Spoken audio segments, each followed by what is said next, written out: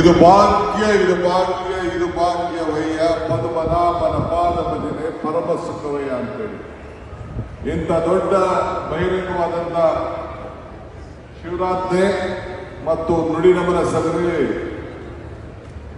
ಎಲ್ಲ ಪೂಜ್ಯರನ್ನ ಎಲ್ಲ ಪೀಠದ ಧರ್ಮಪೀಠದ ಎಲ್ಲ ಶ್ರೀಗಳನ್ನ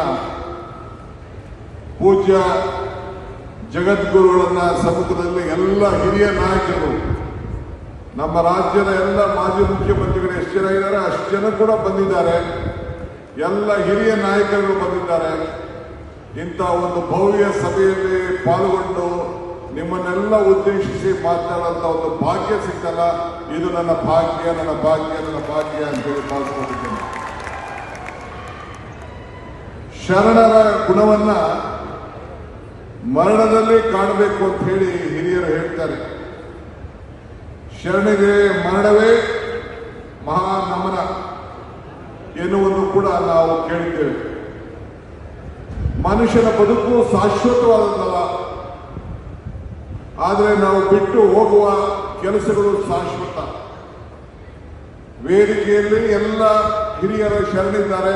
ಯಾರ ಹೆಸರನ್ನು ನಾನು ತೆಗೆದುಕೊಳ್ಳಕ್ಕೆ ಹೋಗುದಿಲ್ಲ, ಕ್ಷಮಿಸಬೇಕು. ಯಾಕೆಂದ್ರೆ ಮಲ್ಲಿಕಾರ್ಜುನವರು ಎಲ್ಲರ ಹೆಸರನ್ನ ಗೌರವಪೂರ್ವಕವಾಗಿ ತೆಗೆದುಕೊಂಡಿದ್ದಾರೆ ಮತ್ತು ನಾಡಿನ ಮುಖ್ಯಮಂತ್ರಿಗಳು, ಮಾಜಿ ಮುಖ್ಯಮಂತ್ರಿಗಳು ಮತ್ತು ಹಿರಿಯ ನಾಯಕರ ಹೆಸರು ಕೂಡ ತೆಗೆದುಕೊಂಡಿದ್ದಾರೆ.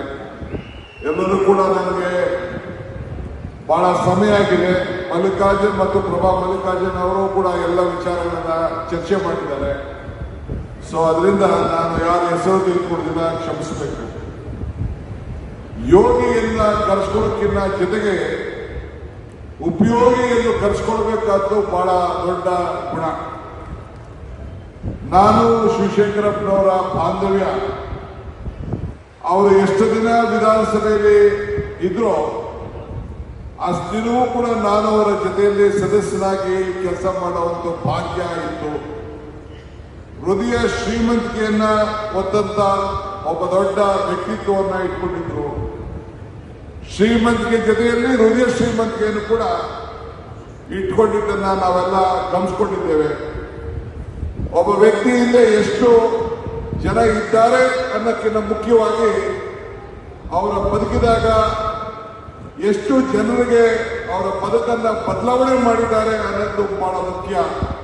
ಅದಕ್ಕೆ ಸಾವನೂರು ಶಿವಶಂಕರಪ್ಪನವರೇ ಒಂದು ದೊಡ್ಡ ಸಾಕ್ಷಿ ಗುಡ್ಡೆಯಾಗಿ ಇವತ್ತು ನಮ್ಮ ಜೊತೆ ಅವರು ಸತ್ರು ಕೂಡ ಅವರ ಆದರ್ಶಗಳು ಬದುಕಿದ್ದೇವೆ ಅನ್ನೋದಕ್ಕೆ ನಿಮ್ಮ ಅಪಾರ ಜನಸಮೂಹ ಸಾಕ್ಷಿ ಅಂತೇಳಿ ನಾನು ಭಾವಿಸ್ಕೊಂಡಿದ್ದೇನೆ. ಮರಣ ಅತ್ಯಂತ, ಆದರೆ ಜೀವನ ಕೂಡ ಮತ್ತೊಮ್ಮೆ ಅಧ್ಯಾಯ ಒಂದು ಪ್ರಾರಂಭ ಆಗಿದೆ. ನಾನು ಯಾವಾಗಲೂ ಒಂದು ಮಾತಾಡ್ತೀನಿ, ಮನುಷ್ಯನ ಹುಟ್ಟು ಆಕಸ್ಮಿಕವಾದ್ದು, ಸಾವು ಅನಿವಾರ್ಯ, ಜನನ ಉಚಿತ, ಮರಣ ಖಚಿತ ಅಂತ ಹೇಳಿ. ಈ ಹುಟ್ಟು ಸಾವಿನ ಮಧ್ಯದಲ್ಲಿ ಏನ್ ಮಾಡ್ತೀವಿ ಅಂತ ಬಹಳ ಮುಖ್ಯ. ಹಂಗೆ 95 ವರ್ಷದವರೆಗೂ ಕೂಡ ಒಬ್ಬ ಶಾಸಕನ ಸೇವೆಯಾಗಿ ಇಡೀ ಭಾರತದಲ್ಲಿ ಒಂದು ದಾಖಲೆಯನ್ನ ಸೃಷ್ಟಿ ಮಾಡಿದಂತ ಒಬ್ಬ ಏಕೈಕ ವ್ಯಕ್ತಿ ಇಲ್ಲಿವರೆಗೂ ಕೂಡ ಇದ್ದಿತ್ತು ಅಂದ್ರೆ ಸಾವನೂರು ಶಿವಶಂಕರಪ್ಪನವರು ನಮ್ಮ ವಿಧಾನಸಭೆಯ ಸದಸ್ಯರಾಗಿ ಒಂದು ದಾಖಲೆಯನ್ನ ನಿರ್ಮಾಣವನ್ನ ಮಾಡಿದ್ರು. ನಾನು ನಮ್ಮ ಮಲ್ಲಿಕಾರ್ಜುನ್ ಮತ್ತು ಪ್ರಭಾವರು ಇಬ್ರು ಕೂಡ ಹೇಳಿದ್ರು, ಕೋವಿಡ್ ಸಂದರ್ಭದಲ್ಲಿ ನನ್ನನ್ನು ಕೂಡ ಕರೆಸಿ ಆ ಉದ್ಘಾಟನಾ ಕಾರ್ಯಕ್ರಮದಲ್ಲಿ ಸುಮಾರು 16 ಕೋಟಿ ರೂಪಾಯಿ ಹಣವನ್ನ ಕೊಟ್ಟು ಇಡೀ ದಾವಣಗೆರೆಯ ಎಲ್ಲರೂ ಕೂಡ ಪ್ರತಿಯೊಬ್ಬರಿಗೂ ಕೂಡ ಆ ಕೋವಿಡ್ ಲಸಿಕೆಯನ್ನು ಕೊಟ್ಟು ಆರೋಗ್ಯವನ್ನ ಕಾಪಾಡಿದಂತ ಒಂದು ದೊಡ್ಡ ಇತಿಹಾಸ ಇಡೀ ಭಾರತದಲ್ಲಿ ಯಾರು ಕೂಡ ಅಂತ ದೊಡ್ಡ ಒಂದು ತೀರ್ಮಾನವನ್ನ ತೆಗೆದುಕೊಂಡಿಲ್ಲ. ಅಂತ ಕೆಲಸವನ್ನ ನಮ್ಮ ಹಿರಿಯರಾದಂಥ ಆತ್ಮೀಯರಾದಂಥ ಶ್ರೀ ಸಾವನೂರು ಶಿವಶಂಕರಪ್ಪನವರು ಮಾಡಿದ್ರು. ಅವರ ಕುಟುಂಬ, ಪ್ರಭಾ ಅವರು ಹೇಳಿದಂಗೆ ಅವರೆಲ್ಲ ಮಕ್ಕಳು ಮೊಮ್ಮಕ್ಕಳಿಗೂ ಕೂಡ ಅವರ ಹೃದಯ ಶ್ರೀಮಂತಿಕೆ, ದಾನ ಧರ್ಮ, ಧಾರ್ಮಿಕವಾಗಿ ಅದನ್ನ ಮುಂದುವರಿಸಿಕೊಂಡು ಹೋಗ್ಬೇಕು, ಶಿಸ್ತಿನ ಜೀವನವನ್ನ ಕಲಿಸ್ಕೊಟ್ಟಿದ್ದಾರೆ ಅಂತ ಹೇಳಿ ತಿಳಿದು ನನಗೆ ಬಹಳ ಸಂತೋಷ ಆಯಿತು. ಬಹುಶಃ ಅವರ ದಾರಿಯನ್ನ ಯಾವಾಗಲೂ ಕೂಡ ಅವರ ಸರಳತೆಯನ್ನ, ಸೇವೆಯನ್ನ ಮುಂದುವರಿಸಿಕೊಂಡು ಹೋಗ್ತಾರೆ ಅನ್ನೋದು ಅಪಾರವಾದಂತಹ ವಿಶ್ವಾಸವನ್ನ ನಮಗೆ ನಂಬಿಕೆ ಇದೆ. ಅಧಿಕಾರಕ್ಕಿಂತ ಆದರ್ಶ ಬಹಳ ಮುಖ್ಯವಾದದ್ದು ಅನ್ನೋದನ್ನು ಕೂಡ ಅವರು ಎತ್ತಿ ಇವತ್ತು ಸಾರಿದ್ದಾರೆ.